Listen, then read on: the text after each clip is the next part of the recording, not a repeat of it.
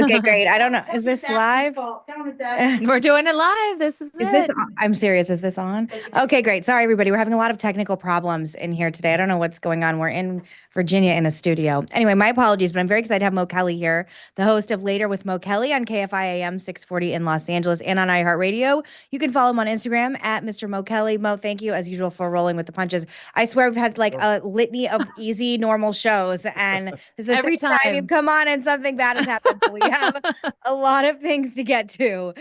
First and foremost, I just want to show you guys. I went to the Substack party this weekend for the White House Correspondents' Dinner. I have some pictures of me and my mom. We went there together.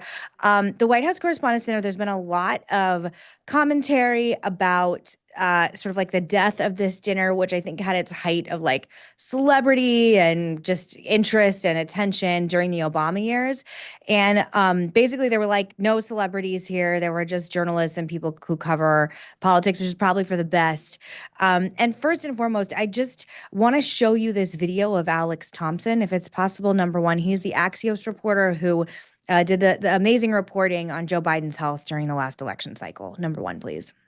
To my bones, I believe that reporting and the White House Correspondents Association is as necessary as ever.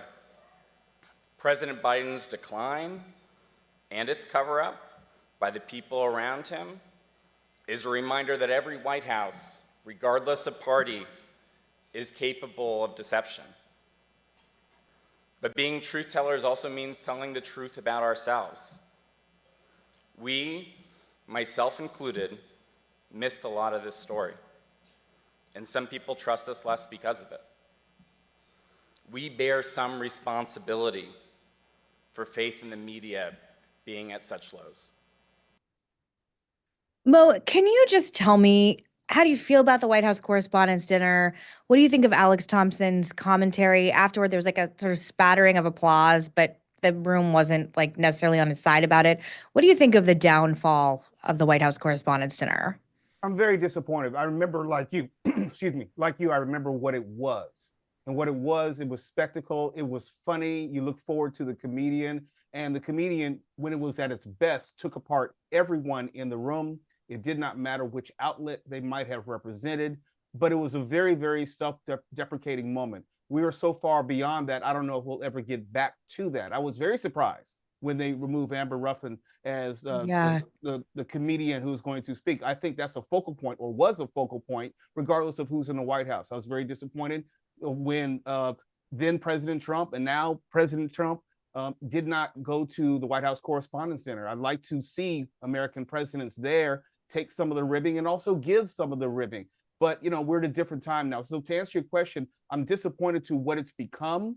I don't know what it's going to be going forward. Now, to his remarks, the Axios reporter, yes, that was a missed story. I was of the opinion I don't have the access that other people did in Washington, but I could hear a visceral difference in the voice of Joe Biden. He didn't sound like the same person.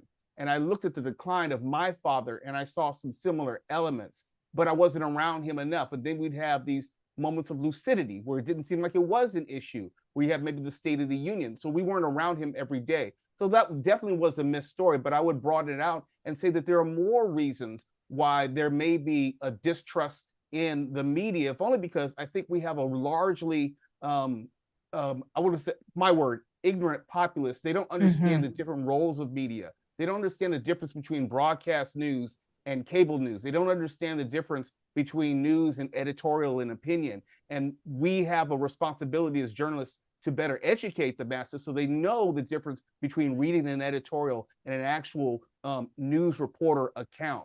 And that's part of the reason I think we don't know what we're looking at. We don't know what we're reading and seeing, and oftentimes just disbelieve everything.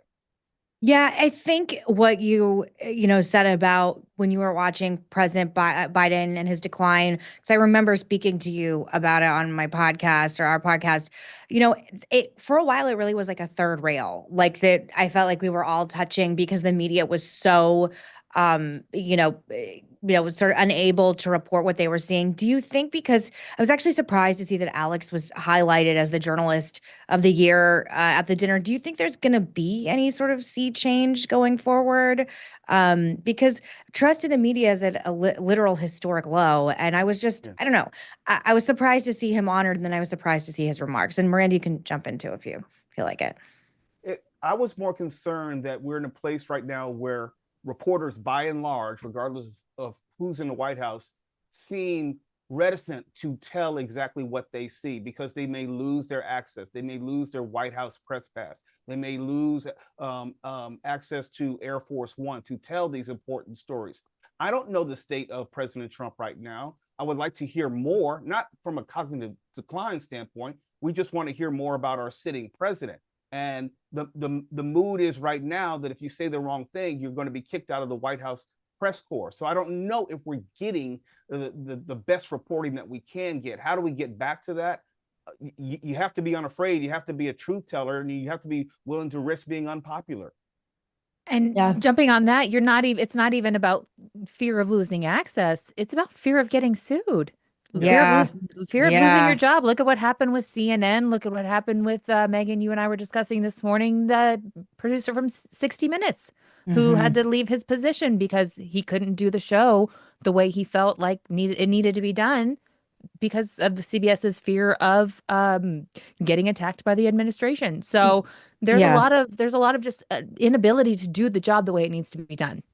Oh, well, I completely echo what you're doing. And I also think it's important for all of us, which is, by the way, I think why all of us are not millionaires right now is because we're not just vomiting up talking points, because that's a lot more lucrative than telling the truth. Let's keep it real here. It just is. And to that point, I know you all have seen this, and you probably are going to talk about it on your show today, Mo, but Trump's latest polling that came out over the weekend, there's a new ABC News, Washington Post Ipsos poll that has Donald Trump at the lowest 100-day job approval rating of any president in the past 80 years. Only 39% of respondents approve of how Trump is handling the presidency.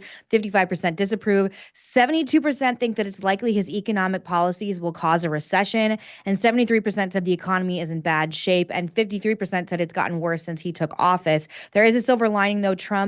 Democrats remain out of favor, and trust for Trump versus Democrats in Congress is 37% to 30% respectively.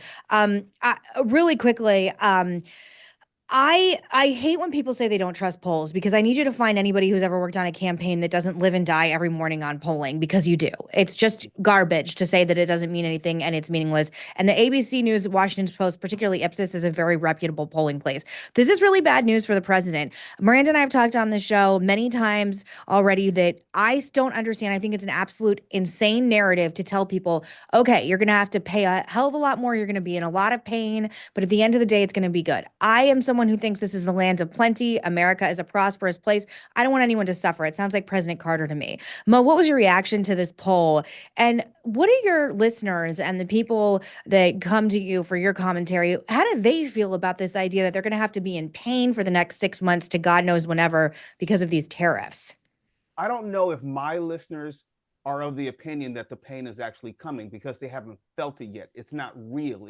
It's more theoretical. When you talk about the tariffs, we still have another, 65 days or so before President Trump has to make a decision whether he's going to move forward fully on them or not. So it's still more theoretical. And as far as his base, they haven't left him. What I would be concerned if I were the president is whether this type of negative enthusiasm, I would call it, is going to get to the point where it makes it very difficult for him to hold Congress as far as getting things through Congress. You can say, well, he's doing most things by executive action. He doesn't need Congress, but he will need Congress somewhere along the way. And if you look at the town halls, I know we'll probably get to that, it makes it very difficult for those who may be in purple districts or someone who may not be in lockstep with President Trump to be able to hold that line. It's a very slim majority in the House. And this is where I think the polling does make a difference, because it signifies that there may be an evolution of the Trump base, which may move away from him if the theoretical becomes real. Yeah. I want to show, to your point, we want to show this town hall clip from Congressman Mike Lawler. For people who don't know who he is, he's a moderate Republican from New York. I actually really like him. I think he's very smart, but the town hall that I'm going to show you speaks for itself on how people are reacting to this. You describe yourself as a moderate, yet you support all of the policies that this authoritarian administration is putting forth, including tax cuts for the corporations and the ultra wealthy, the tariffs that are going to make everything more expensive for us, kidnapping and deporting 2-year-olds who have cancer and sending them off. So my question to you, none of this is helping us. We're getting hurt. We in the community are being harmed by this. What are you doing to stand in opposition to this administration, and what specifically are you doing that warrants the label moderate?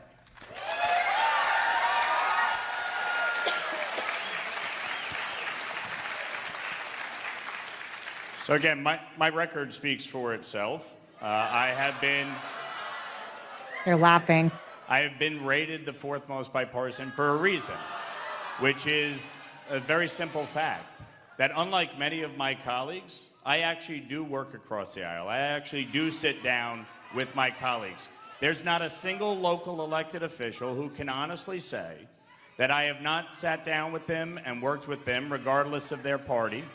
There's not a single one of my Democratic colleagues in the Congress who could say that I don't do that. Okay, we can cut it. We all get the point. He's getting screamed at by a mob of people. That's not good.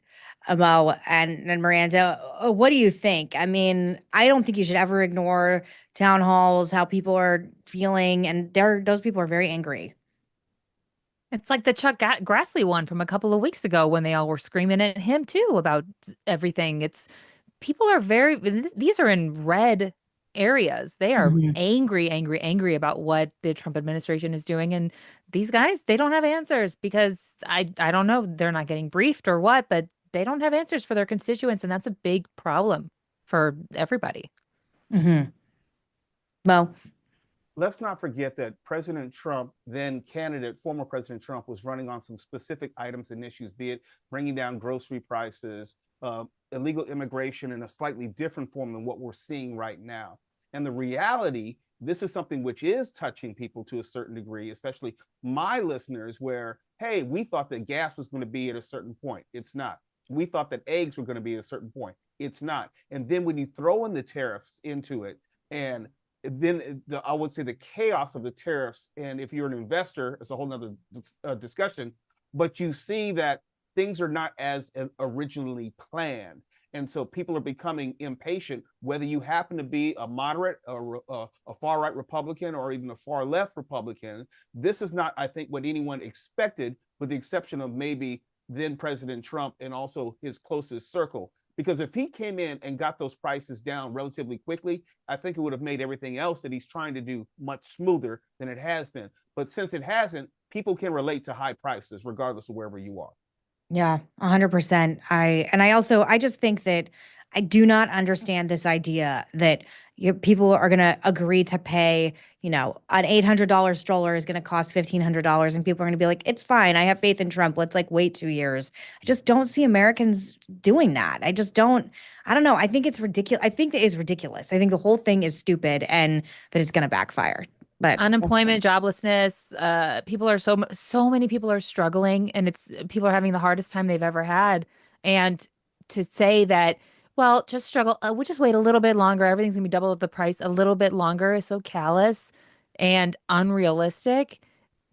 All this is going to do is make crime go up. It's not it's going to make people turn on each other. This is not a long-term or even a short-term realistic solution. So I just want to remind everyone to please raise your electronic hand if you have a question for me, Miranda, or Mo. This is all wildly depressing, so we're going to move on to something a little cheekier, because I promised everyone we're going to have a sports episode, which I forgot to announce because of all our technical problems. So I apologize. I have to show you this. I'm sure you're already talking about this in your text chains. I'm sure you're going to talk about this on your show, Mo. So Bill Belichick, the famous football coach for the Patriots, he did a hell of an interview with CBS over the weekend. Just for people that don't know, he is 73 years old, and he is accompanied everywhere by his 24-year-old girlfriend, Jordan Hudson. I just want to show the clip, and then we'll get into this. Number 6. Everybody in the world seems to be following this relationship. They've got an opinion about your private life. It's got nothing to do with them, but they're invested in it. How do you deal with that? never been too worried about what everybody else thinks. Just try to do what I feel like is best for me and what's right. How did you guys meet? Not talking about this. No? No. It's a topic neither one of them is comfortable commenting on, though Hudson has recently posted about it on Instagram.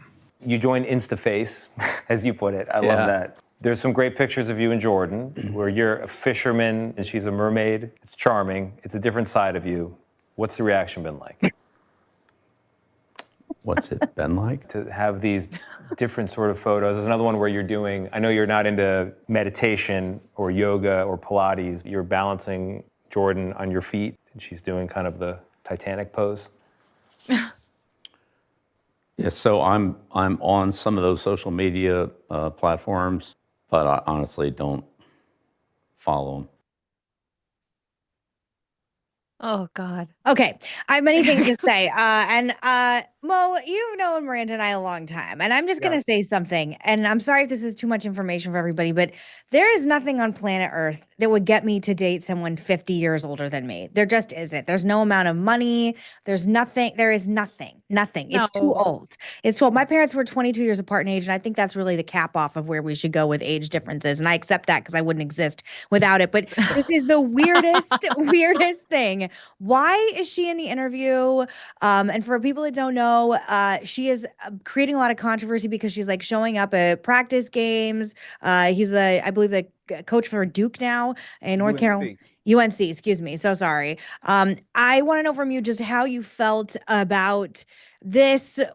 Why does he look disheveled? Why does he look like he's he always looks like that? I mean, why does he look like he's shocked? Even when he was like a Super Bowl champ coach for the Patriots, he looked like a homeless guy. He always looked like that. I read also that fans and football players for the team are getting nervous because of her like omnipresence everywhere in his life. What do you think of all of this, Mo?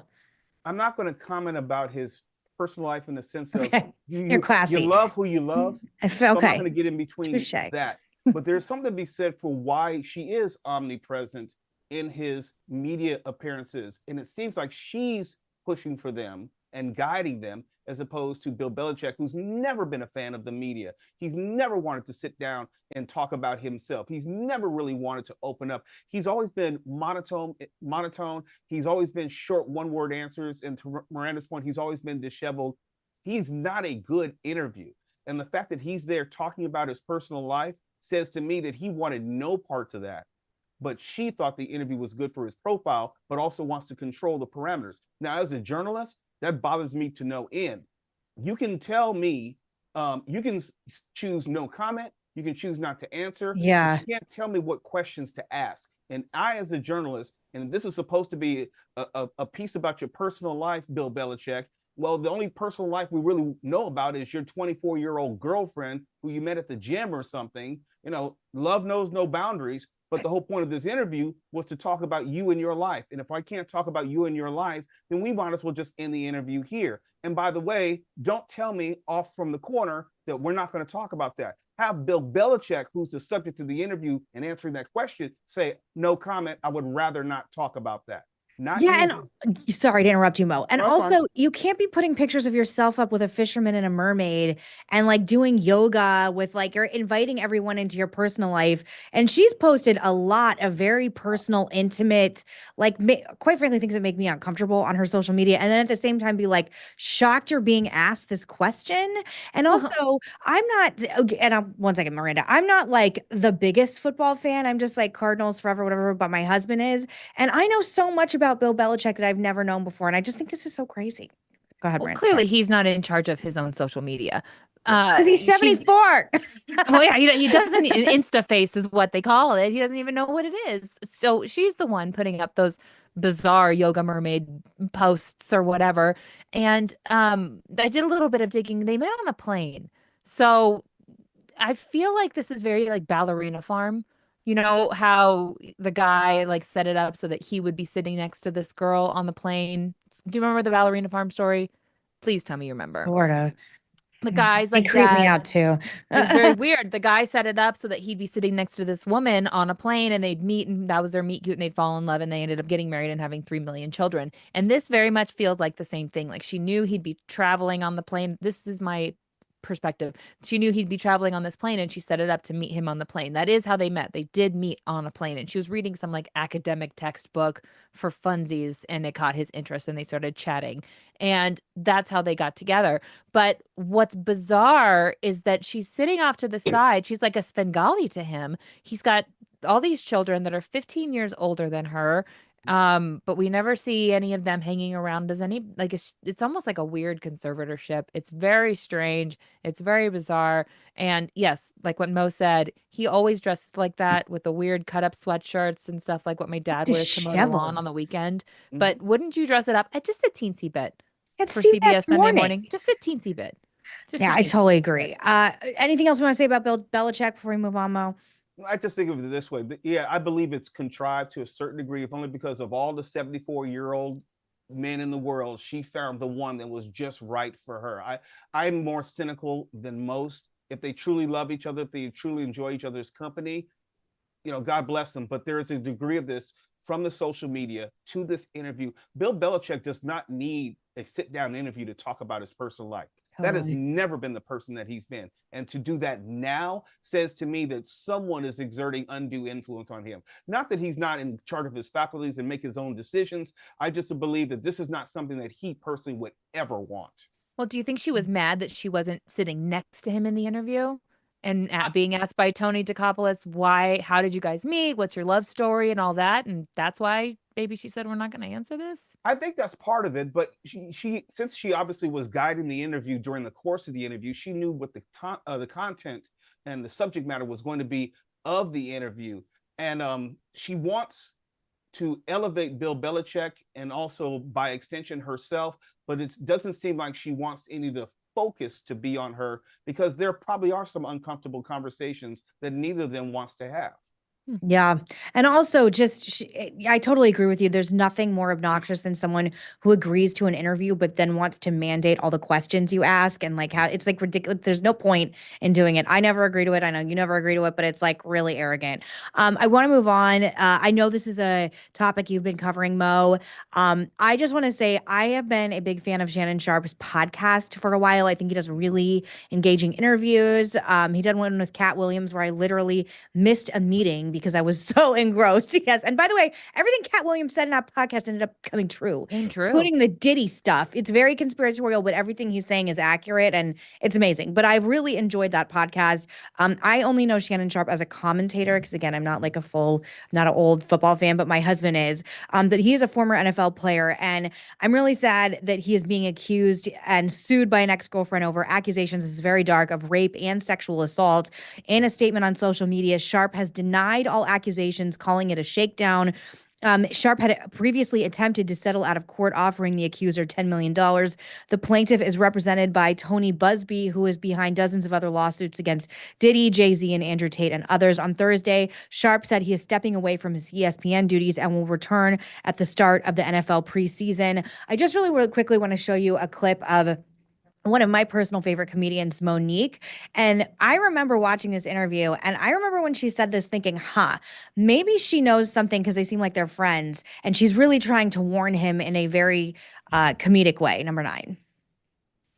You tried to say that. What you trying to say? Bro? I'm looking right at you. I know you looking at me. I ain't backing down. You better take your old ass and get somebody to love you. Damn, Mo. Now I'm looking right at y'all. Let me tell y'all what Shannon needs. Let me live my life. Let me tell you what my baby need. He need him an old fat gal who can bake good cakes, make some smothered turkey wings, who gonna rub his feet at the nighttime, okay, and gonna have a sip of his cognac to make him feel better about himself when he come home at night. That's what Shannon need. You don't need no 26-year-old girl. You don't need no 36-year-old girl.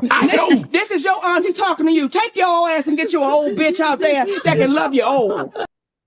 Okay, so really quick, just for context, the accuser is 19, Shannon Sharpe is 57. Again, we're not passing judgments. Love is love. No, she's a baby. 19 is a baby. Oh, again, I don't love it. What do you make of all this? Is this ruining like his career completely, or are people going to give him the benefit of the doubt? First, I don't believe this is love, so I would make a distinction between this. This was an arrangement, an agreement. Yes. Shannon Sharpe. Let me back up. My first job was in sports radio with Jim Rome. he taught me something that I carry with me to this day. And he said, through all the people that he's interviewed, and I've taken it now to be my own self-advice, through all my interviews, we don't know these people. We may like them as a sportscaster, as a journalist or entertainment personality, but we don't know them. And Shannon Sharpe, NFL Hall of Famer, he's very talented as what I would say is a broadcaster and personality now, but his personal life wouldn't know. This says to me that, and there's actually more than one lawsuit against him. There was one which has now been publicized, which was filed in 2023 by a different woman who's not being represented and also is alleging similar things as far as forcible sex acts. And this woman allegedly was in a relationship with Shannon Sharpe for about 10 years. So there are more things which are coming to light. That's important. Okay. And also with this, the more publicized account, it's very, very distressing to me, because we're talking about forcible rape, talking about anal rape allegedly, and this is something which has gone on for the better part of 2 years. What scares me is, honestly, we don't know the specifics of when they met. We don't know the specifics of how they met. They may have started dating when she was 19, but that doesn't mean that's when they actually met. Sure. And Shannon Sharpe has released all these text messages. We know that there's at least 1 or 2 sex videos of actual sexual intercourse between them.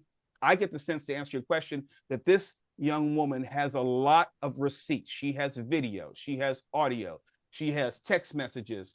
And I suspect that they're going to be released in almost like a drip fashion. And like we saw with Diddy, where we'll find out this and then we'll learn more and we'll learn more. To answer your question, I think this is going to irrevocably damage his career and brand, kiss ESPN goodbye, regardless of how it turns out, because they don't like personality. We're still talking about Disney, and I believe that there'll be more people who will come forward. Yeah, I mean, ESPN is one of the most, wealthy, influential, important American brands that exists on the planet. Beloved, I mean, it's iconic. So I just can't see him continuing to be employed by them either. It just seems pretty far-fetched. I don't know if there's a message here. And again, I know we're not trying to judge people's personal lives, but I do think, like, if you're going down the road, if you're going to, we know they at least did something when she was 19 years old and you're 57. Like, I just think it's interesting when when people are so structured and disciplined in their professional life and then reckless in their personal life, clearly as Shannon has been. And again, I certainly am looking at him different. I don't want to listen to his podcast anymore. And I don't know what that makes me, but there's so much mounting evidence against him. And like you said, the woman that's accusing him has a ton of receipts, text messages, audio that I actually felt uncomfortable playing because it's pretty graphic and violent. Miranda, what do you think? Do you think that he has ruined his life? Speaking of the audio that you don't want to play, it's the TMZ call that anybody's free to look up. I think he's done. Yeah. The fact that he thinks that he can come back from this and go and do commentary for the upcoming NFL season, the man is delusional.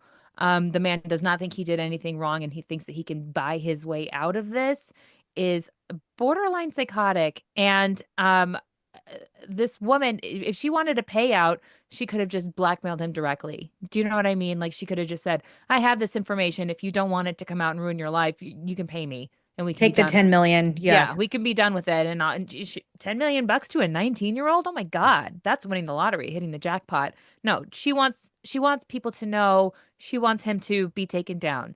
I don't know if we're talking about jail time for him necessarily, but he's going to face some very serious repercussions. And quite frankly, like, watching that Monique clip, if she knew how many people, or whatever, however many people knew, as much as you and I, we love ourselves some Monique, I have a problem with that too. Same thing with Diddy. All the people that, if she knew, I agree. If she knew, and she's saying, stop fooling around with these 19-year-olds and get a quote unquote real woman.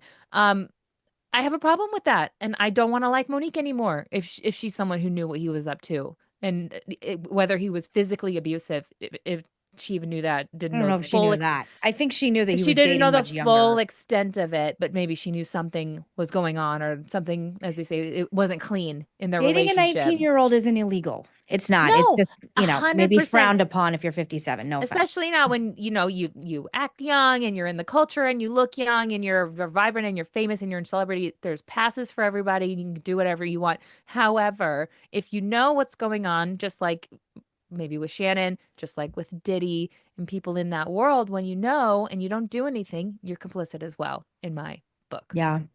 I think he's out at ESPN. Oh, yeah. He's out of everything, out of everywhere. I'm really glad you know so much about sports, Mo, because we have yet another sports topic that I was actually really fascinated by this weekend. I don't know if you were as well. So, for people that are unaware, but this is a big story, Shedeur Sanders, who is the son of NFL legend Deion Sanders, was expected to be a first or second round draft pick, but instead he slipped all the way to the 5th round, and he was finally picked by the Cleveland Browns. I would like to say this is a very layered and complicated story, which I still don't totally understand, because my perspective on this is very different than other people's. So his son, Deion Sanders, had hyped his son up for a top 5 pick and even had been threatening teams if he wasn't picked. Shedeur skipped important draft events and bombed some team interviews, with some say was done on purpose to manipulate the teams that would choose or not choose him. He has a huge social media following with another problem, and coaches were allegedly worried that they'd face pressure to start him from the media and from Deion Sanders. And some say the draft snub was resistance to the cockiness of both Deion and Shedeur. There's a New York Times article that literally just came out right before I came here talking about the layers of this. Can I just finally show the clip? Sorry, the clip of number 14 of when he finally got draft picked in the 5th round, because I felt really bad for him. I was really emotionally involved in this all weekend. Number 14, please.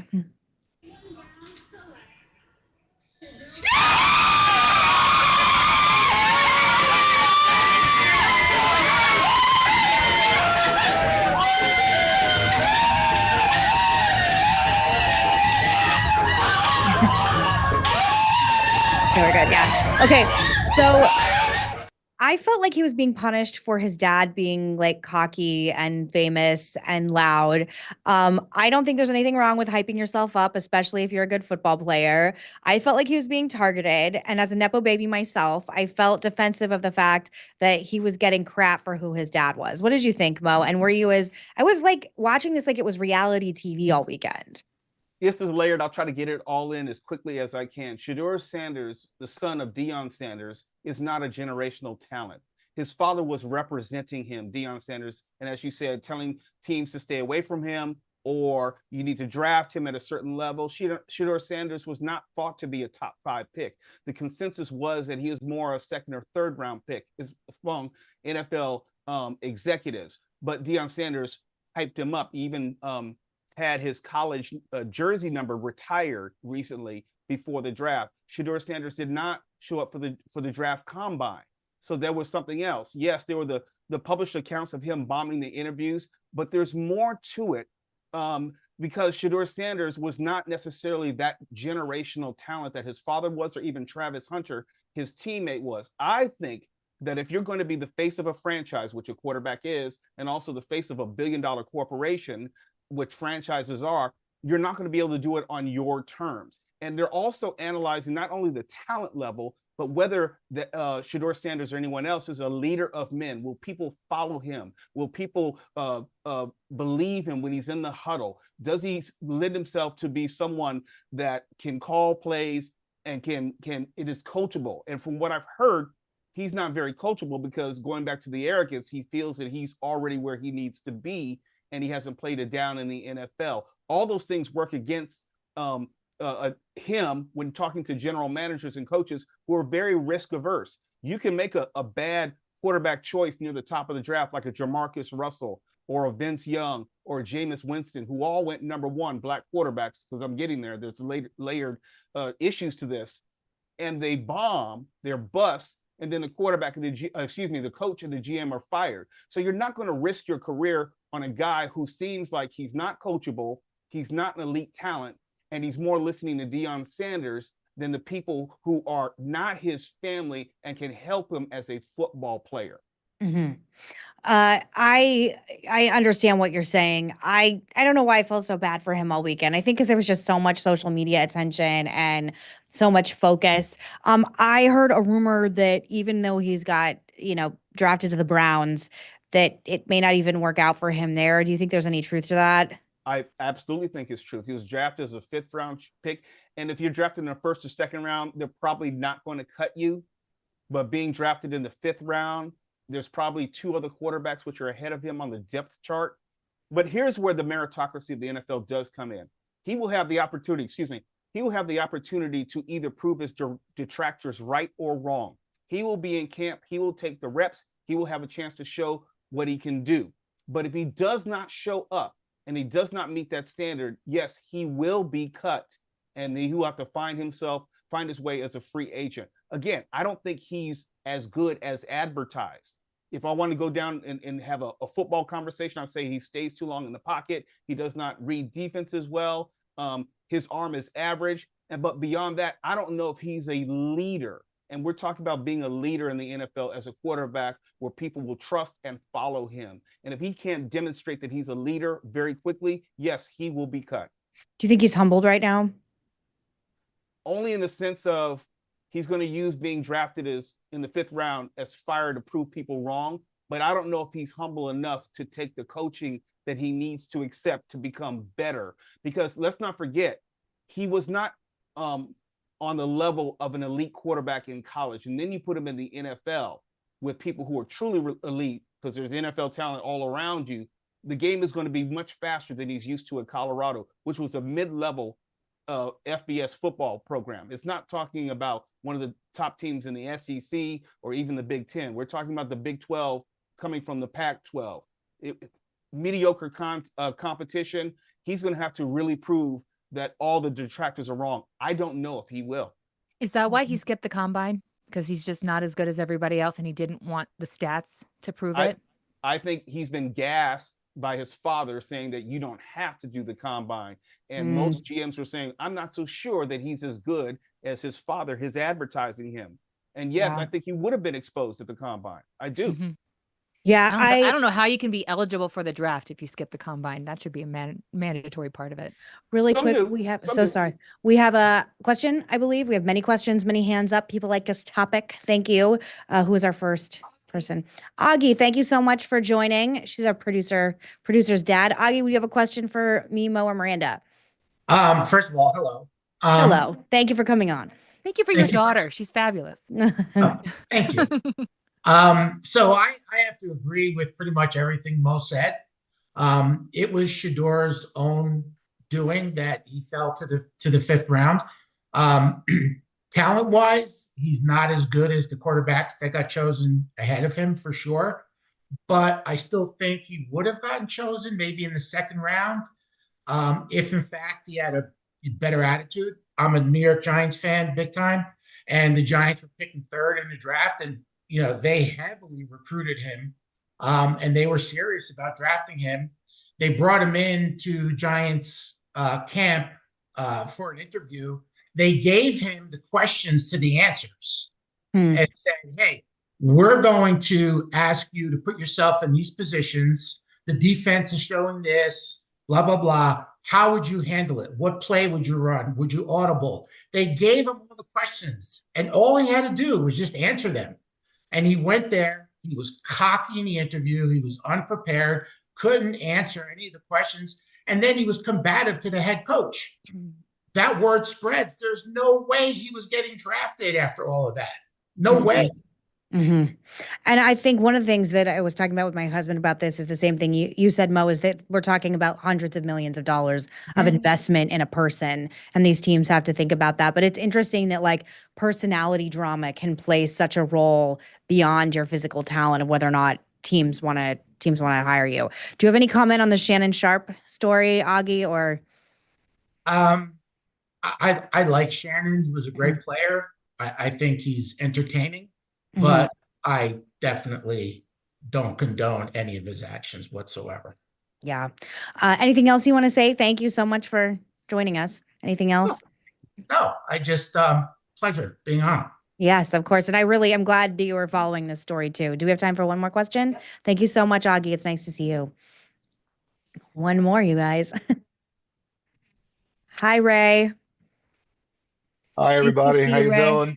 How are you? Good to see you too, Megan. I'm doing great. How are you? Good. Do you have a question for me, Mo, or Miranda?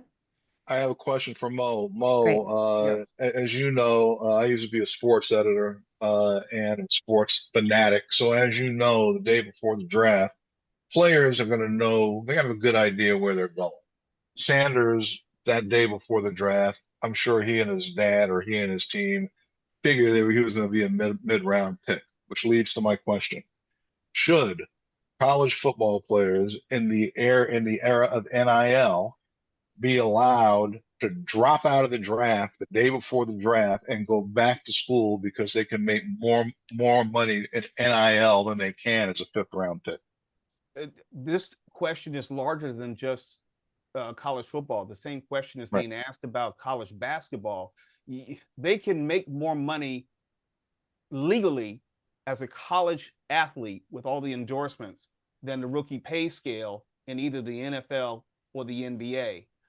There's going to be a reckoning for NIL, which I think is going to answer your question better than I can, as far as what college players are allowed to do. For those who don't know, college players right now can make just about as much money as they want through third parties, not direct payments from the university, which means you have people like Caleb Williams, who was number one last year, is already a multimillionaire when they step into the draft combine. You have someone like Shedeur Sanders, who's already personally a multimillionaire, talking to scouts and GMs that he could basically buy out on his own.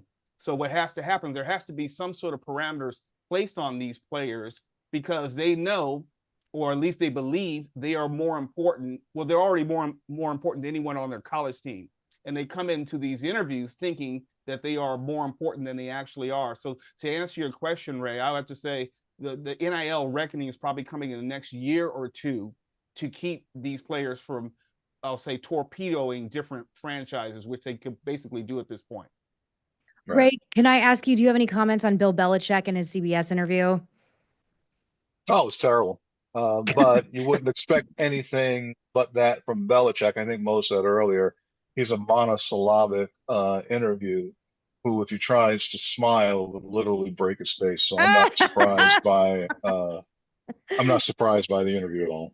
He's just so weird. Everything about it's so weird. And I know he's a legend, but like put a tie on. Like it's just ridiculous. Like I just love that they did that interview like a month ago and they left that bit in with the girlfriend because they just knew it was weird. I love it. Do you think that he loves his hoodies? Do you think she's controlling his career like people are alleging? I would have no idea. Mm-hmm. I don't have any idea about the personal aspect of that. It's just, it is what it is. 50-year age difference. Yeah. It seems a little strange to me. I don't know what in the hell I would do with somebody 50 why wouldn't years she younger have than him me. retire after the NFL? Why would she have him going to coach college? It's weird. I don't know. There's so much. They could be playing mermaids on the beach. And like Mo said, we don't have to pass too much judgment on people's personal lives. But again, they're putting this out for our consumption in this way that we're all like, we're all commentators here. My favorite thing to do is pass judgment on other people's lives. So. My last final question for you, Ray. You saw our conversation about the polling. Were you surprised by the lowest 100-day job approval rating of any president in the first 100 days by President Trump right now? I was not, only because of what you're seeing in the town halls. Anytime you have conservative members of your community going to your town halls and attacking you vociferously, that just doesn't say something about the person who was at town halls. It says something about the person that representative is supporting, in that particular case, Donald Trump. People are angry. People are showing their anger. And I think more than anything that he's able to do, that anger is going to translate into real problems for him down the road. No, I totally agree. And I feel like this is like a storm coming that some people don't want to pay attention to and are going to stick their head in the ground, and then other people are paying attention to. Republicans got to be smart. We're going to get absolutely annihilated in the midterms if the economy is people are still this hesitant about it. Ray, thank you so much for coming on, asking a question. It's so nice to see your face as usual. Appreciate it.